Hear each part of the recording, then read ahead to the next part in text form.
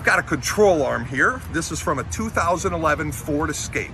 So what this came in for, it actually had noise in the rear.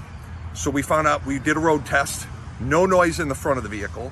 And then we did our on-hoist inspection. The rear shocks were making noise, but the safety issue was actually this control arm, which is like a wishbone, and this functions like a hip socket, okay? We'll talk about that in a second. On this side, we have a control arm bushing, okay? So the advantage of replacing the entire control arm is this is new as well, which is a wearable part, okay? Now on this side, you've got your, what we call ball joint, basically like a hip socket. So this moves around and pivots. Now as it starts to loosen, it does that, okay? Now that's like a hip socket. So if you've got pain in your hip, that hip socket is actually popping out, and that's what causes the pain. So if that ball joint or hip socket comes out, that tire is going to flip sideways, which is obviously a major safety issue. So this one did not have noise. A lot of them will have a squeak, a clunk, a thump, something in that control arm and the ball joint that's causing the issue, and you may know it, but sometimes you just don't know that it's unsafe. So that's why we recommend regular vehicle inspections to make sure that you know about the noises that are going on in the vehicle. So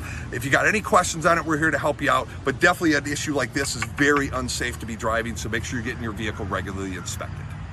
877 4277